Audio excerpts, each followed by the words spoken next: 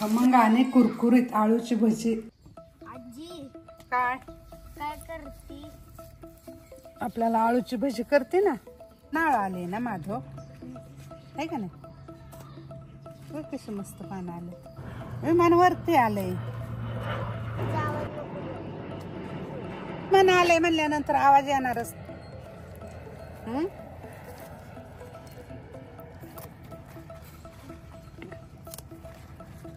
अरे ही भाजी काढायची अगोदर। तू आळूची पानं तोडता येतात का तुला? कशी काढायची? ठेव ना अशी। तू मोठा झाल्यावर मग मला आणून दे। आता मी निघते बर का। असं शिकायचं फक्त, तू बघायचं आजी कशी तोडते ती। कोथिंबीर पण आहे आपल्या शेतात। कोथिंबीर आहे, आळू आहे, केळे आहे, नारळ आहे। अजून काय पाहिजे तुला सांग? केळी का? बर बस का माधव? बस झाले। माधवला आज भजी खायची इच्छा झालेली आहे, तर आपल्या रानातून आळूची पानं आणलेले आहेत। तर आपण त्याच्यातले ताजे ताजे छान पानं आणलेले आहेत। तर आता हे स्वच्छ धुवून घ्यायच्यात आणि माधवसाठी खास भजी तयार करायची।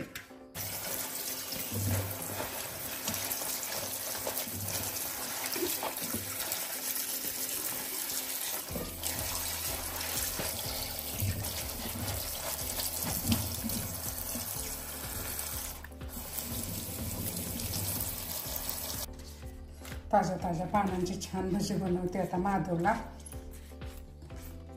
अशी जुळवून घ्यायची आणि बारीक चिरून घ्यायची चांगली।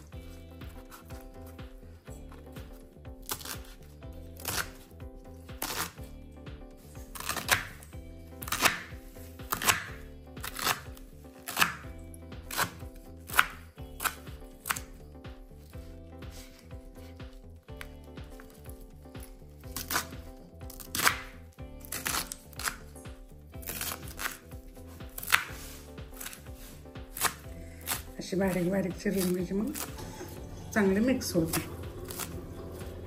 अशी चिरून घ्यायची आळूची पानं।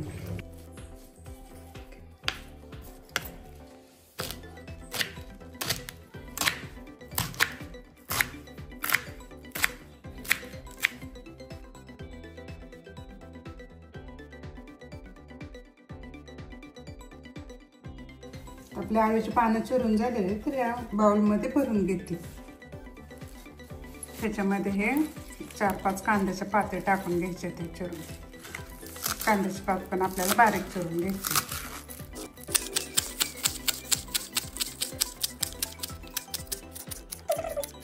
आता आपले पात चिरून झालेले, आपण कांदा नाही टाकला, ह्याच्यामध्ये आपण पात टाकणार आहे। कांद्याची पात टाकली की अजून टेस्ट वाढते आणि ताजे जरा फरक पडतो, म्हणून कांद्याची पात घातली मी। तुमच्याकडे कांदा पात नसेल तर कांदा घातला तरी चालते। आळूच्या पानामध्ये हे कांद्याचे पात मी 1 वाटी टाकत आहे। कांद्याचे पात चांगले ताजे आहे, आणि तुमच्याकडे जरी कांद्याचे पात नसेल तरी कांदा घातला तरी चालते। आणि 1 वाटी कोथिंबीर चिरलेली घालायची। 1 चमचा जिरं घालायचे। जिरं चांगलं असं हातावरती असं चोळून घ्यायचं, म्हणजे चांगला खमंग असा वास येतो।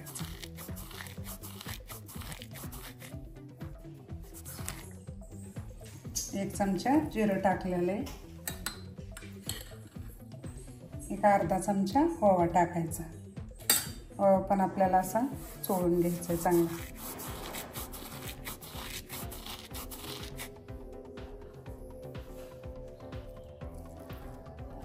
1-2 चमचे लाल तिखट घालायचे।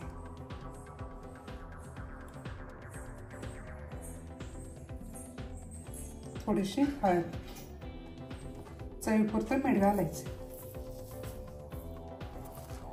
हे आपल्याला सगळं हलवून घ्यायचं, ह्याच्यामध्ये मिक्स करून घ्यायचंय।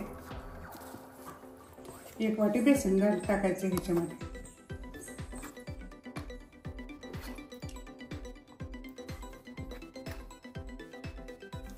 एक वाटी बेसन टाकलेले, आता हे मिक्स करून घ्यायचंय चांगलं। थोडं थोडं पाणी टाकायचं लागेल तसं।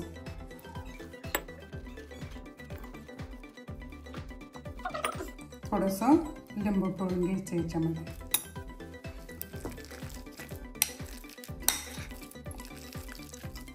आपले पीठ तयार झालेले. तेल गरम करायला ठेवले. तेल गरम झाले की भजी टाकून घ्यायची. 1 चमचा ह्याच्यामध्ये गरम तेल टाकायचंय. नंतर असं चांगलं मिक्स करून घ्यायचं. परत आपण तेल गरम झाले का बघू.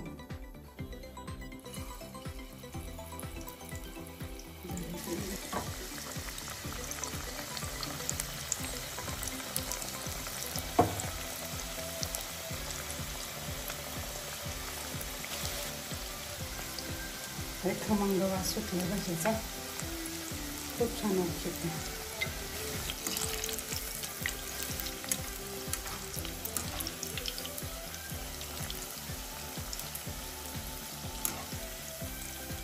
भजी चांगले कुरकुरीत होईपर्यंत चांगले तळून घ्यायचे.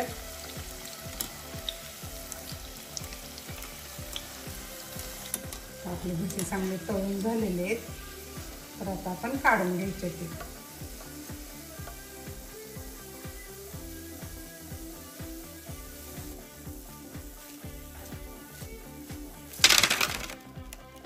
काय म्हटलं माधव? भजी झाली का? झाले ना. आता तेच बनवते बा. आधी कांदा टाकला. नाही बाबा, तुला आवडत नाही ना कांदा, मग नाही टाकला मी. 5 टाकले कांद्याचे. आळूच्या पानाची भजी खायला एकदम टेस्टी असतात.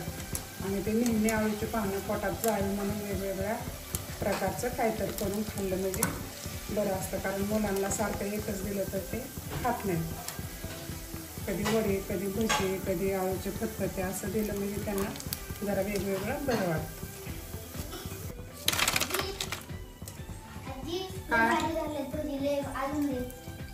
लय भारी झालेत ना.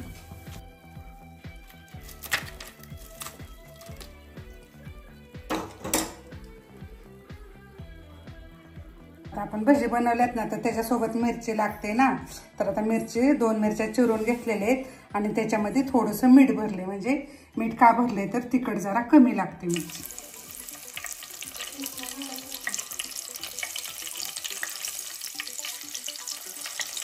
मिरची तळून झालेली आहे तर त्याच्यावरती अजून थोडंसं मीठ टाकायचंय आपल्याला.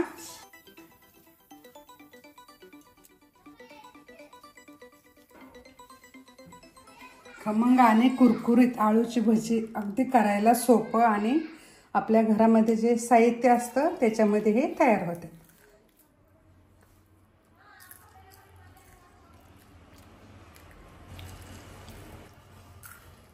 Subscribe now and press the bell icon.